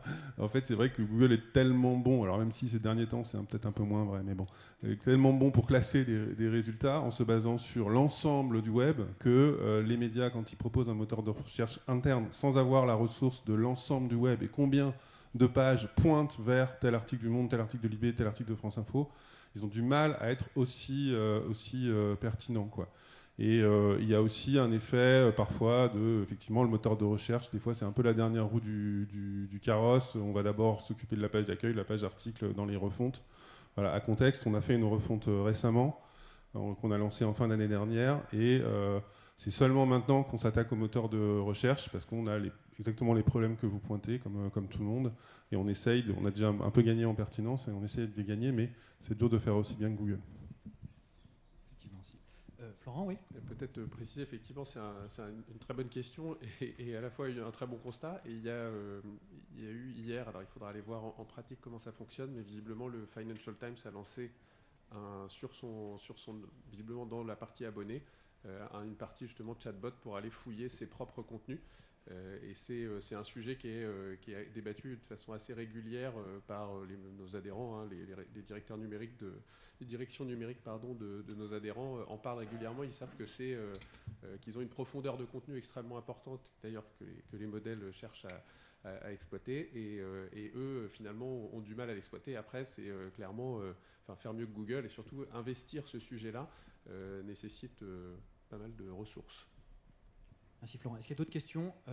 Monsieur, qui a levé la main juste avant vous, effectivement. Juste, on n'a pas évoqué du tout l'IA et les fake news et la désinformation, ou peu. On sait bien que l'IA peut créer très facilement de la désinformation. Je voudrais savoir, les gens qui sont un peu spécialistes là, s'ils sont plutôt optimistes sur le fait que l'IA va aussi éventuellement être un outil intéressant et utile et efficace pour lutter contre la désinformation, et en particulier, est-ce que l'IA sera réellement rapidement, est-ce qu'il y aura la volonté, y compris des éditeurs ou des fabricants, de faire que l'IA sache et dise attention, ça c'est du faux, ou ça c'est de l'inventé et ça sort de l'IA. Je crois que Yann veut répondre, mais juste... Non, mais je vais juste faire part d'une expérience dans le cadre d'un article que j'ai écrit sur la frappe à Gaza sur un hôpital où il y a eu beaucoup d'enquêtes qui ont été faites en open source, etc. Et des gens à Bellingcat m'ont expliqué que moi j'ai évoqué la question de effectivement la création de faux et comment aujourd'hui en open source investigation faire analyser des images alors qu'on ne sait pas forcément d'où elles viennent et la question du faux se pose. Et ils m'ont assuré qu'aujourd'hui, alors c'était il y a quelques mois, donc ça remonte, et aujourd'hui, quelques mois c'est beaucoup en termes de développement de l'IA. En fait, ils m'ont expliqué que les outils qui permettaient de déceler s'il s'agissait d'une image générée par une IA évoluaient en même temps que les générateurs d'images. Je ne sais pas si c'est le cas tout à fait et si c'est aussi robuste que ça. Yann, je ne sais pas si tu voulais... si tu peux répondre à ça ou si tu as autre chose à dire. Je voulais prendre le problème par un autre bout, qui est celui du récepteur, en fait. C'est-à-dire qu'en fait, les fake news, elles n'ont pas attendu l'IA pour circuler, en fait. Donc, que la fake news se base sur un mauvais photomontage fait sur Paint ou n'importe qui, ou un professionnel de l'image voit très vite que c'est pas crédible comme montage, ou que la fake news se base sur une image bien plus léchée, bien plus réaliste, finalement, c'est pas très grave dans le sens où le récepteur y croit. Et donc la question, c'est plutôt la question de la confiance dans les médias ou dans les anti-médias ou dans la propagande ou dans ceux qui propagent les fake news. Là, ils ont un nouvel outil à disposition. Xavier l'a rappelé, on a aussi de nouveaux outils pour déceler les faux, etc. C'est un peu la course à l'échalote. Mais au final, ça ne résout pas la question qui est la question de comment est-ce que les gens qui aujourd'hui croient aux fake news ou croient à la propagande ou s'embarquent là-dedans, et pourquoi est-ce qu'ils ne croient plus aux médias et à l'information délivrée par les médias. Pourquoi ils ne croient plus les émetteurs traditionnels. Alors moi j'ai une réponse sur comment est-ce qu'on rétablit la confiance, mais j'en ai déjà beaucoup parlé, donc je m'arrêterai là. Carole, vous vouliez rajouter quelque chose? Oui, moi j'aimerais être positive. J'aimerais croire qu'on va lutter contre les fake news grâce à l'IA, mais comme je le disais tout à l'heure, déjà les IA sont capables de générer des images qui sont indétectables et des vidéos, comme on le sait depuis très peu de temps. Je pense qu'on va vers un monde assez compliqué et que toujours en matière de science, je l'ai dit tout à l'heure, les IA sont capables de générer elles-mêmes des recherches. Donc c'est l'incertitude absolue. Et je crois que c'est là où on a un vrai enjeu de civilisation même. C'est-à-dire qu'il faut que nous, les humains, nous restions maîtres de ces outils. Et pour l'instant, ça... Excusez-moi d'être un petit peu pessimiste, mais les recherches qui pointent ne semblent pas aller dans ce sens-là. Moi, je suis assez d'accord parce que je travaille sur du fact-checking depuis de nombreuses années, de la lutte contre la désinformation. Vendredi dernier, j'ai fait un débat avec des collègues de l'AFP Factuel. Il y avait un panneau qui disait « l'ère du soupçon généralisé ». Je crois que c'est un peu ça. Aujourd'hui, c'est pas facile de savoir ce qu'on peut croire ou ne pas croire. c'est très difficile. Et effectivement, même eux m'expliquaient que pendant des années, on a vu quand même des logiciels pour pouvoir retrouver des images à chaque fois qu'il y a un tremblement de terre ou Gaza, etc. On fait des recherches inversées. C'était possible d'aller retrouver l'image source, d'aller à la source originelle. Et aujourd'hui, au début, le mid-journée, tout ça, on voyait, c'était pas parfait, les pixels, la couleur, les mains. Ils savaient pas faire les mains ou les pieds, des choses comme ça. On voit que c'est en train de progresser très très vite et maintenant, ça va être indécelable. Donc la question, c'est est-ce qu'il faut que ceux qui mettent à disposition des logiciels pour fabriquer, qu'il y ait un filigrane sur les photos ou pas, qu'il y ait des moyens de les identifier, c'est des vraies questions. De toute façon, le fact-checking, la lutte contre la désinformation, on n'a jamais eu de toute façon, face à ce qu'était déjà cet océan, de toute façon, on ne pouvait déjà pas tout traiter et l'enjeu était déjà très important, il l'est juste encore plus. Donc moi, je crois aussi beaucoup à apprendre aux gens, finalement, à être un peu journalistes eux-mêmes, questionner, toujours se poser la question, quand ils sont confrontés à une information, se poser la question, aller chercher cette information auprès d'une autre source, se dire, tiens, j'ai vu ça, je viens de voir, on me dit que, gna gna gna, et ben aller voir sur un autre média, sur plusieurs, croiser des sources, comme on le fait nous dans notre métier, déjà, pour voir un peu si ça peut potentiellement être vrai ou pas, détecter des choses. Aujourd'hui encore, les IA, quand elles font des textes, il peut y avoir, une IA ne fait jamais de faute d'orthographe, donc déjà, s'il y en a, a priori, ça peut être une IA. Enfin, bon, après, des textes qui sont faits, mais il y a un vrai enjeu de démocratie, oui, de société, d'accès à l'information, de ce qui peut être vrai ou pas. Dans un autre sujet d'ailleurs, je pense que l'histoire des réseaux sociaux et le fait de la désintermédiation entre le public et les médias à travers les réseaux sociaux, c'est un autre des enjeux qui n'est pas celui-là aujourd'hui de l'IA, mais comment on fait en sorte que le public soit en contact avec ce que les journalistes font sans passer par des réseaux sociaux qui ont des algorithmes et des prismes. Donc il y a des questions de citoyenneté et d'enjeux démocratiques forts, je pense, aujourd'hui.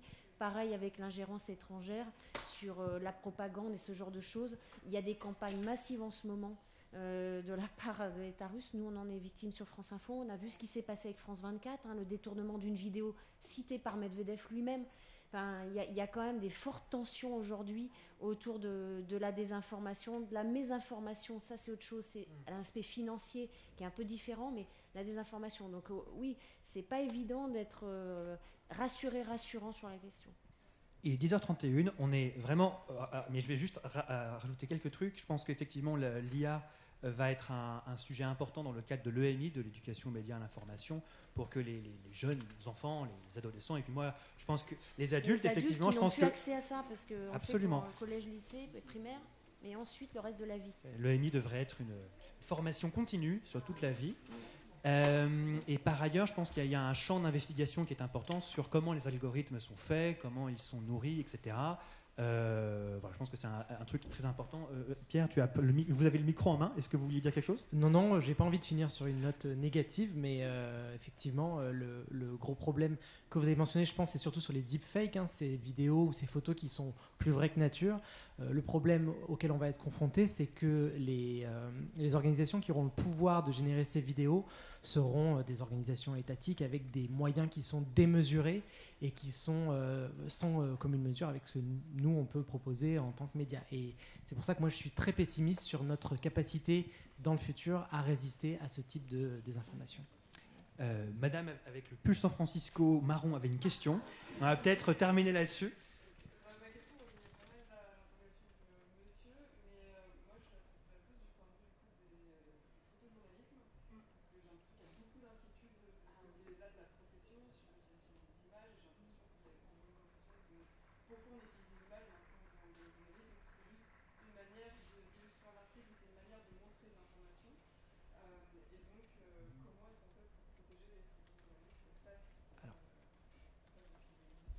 Alors, je crois qu'il y a des solutions techniques qui sont mises en place au niveau même des boîtiers photographiques avec c'est ça. Tout à fait. Et donc, dès le début de la prise d'image, il est possible de certifier que cette image n'a pas été modifiée.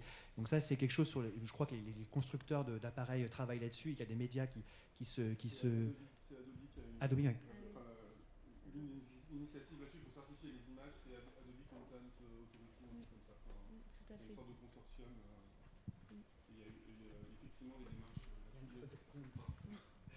Mais là aussi, désolé, mais on va revenir aussi à la responsabilité des médias, qui est aussi de mieux signaler le vrai et de mieux renforcer la visibilité du vrai.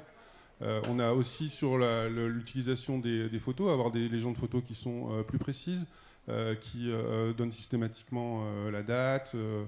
Une agence photo comme Reuters, par exemple, si vous avez déjà vu le fil Reuters, c'est assez impressionnant le niveau de détail qu'on a. Même quand le personnage est 3 rues plus loin, on a son nom, son prénom, sa profession, parce que le journaliste, j'imagine que je dis Reuters, mais j'imagine que l'AFP c'est pareil. Ça fait juste un moment que j'ai pas eu l'occasion de regarder le fil AFP. Mais voilà, donc ce que je veux dire, c'est que dans la présentation des photos, je vois encore trop, moi, en tant que lecteur de sites d'information, trop de photos qui sont accompagnées de légendes toutes petites, avec des crédits encore plus petits, sans lien, sans avoir d'informations détaillées. Effectivement, ce dont parlait Xavier, la certification, j'ai pas l'impression que ça avance beaucoup, malgré les grandes initiatives là-dessus. J'ai pas l'impression que les éditeurs s'en mêlent vraiment et moi, ce que j'aimerais, c'est avoir, quand je vais sur un site d'information, quand j'ai une vraie photo faite par un photojournaliste, un moyen de cliquer pour avoir un peu l'historique de la photo, savoir par quelle agence elle est passée, qui était le photographe à Gaza, avoir une sorte de traçabilité, ce qui justement permet de mieux visibiliser le vrai, sachant que le faux devient de plus en plus crédible. Merci beaucoup Yann. Je crois qu'on a complètement atomisé notre temps puisqu'il est 10h35, donc on a écoulé les... Voilà, 5 minutes, ça va. Merci beaucoup pour votre attention, vos questions. Et très bonne journée à vous aux Assises.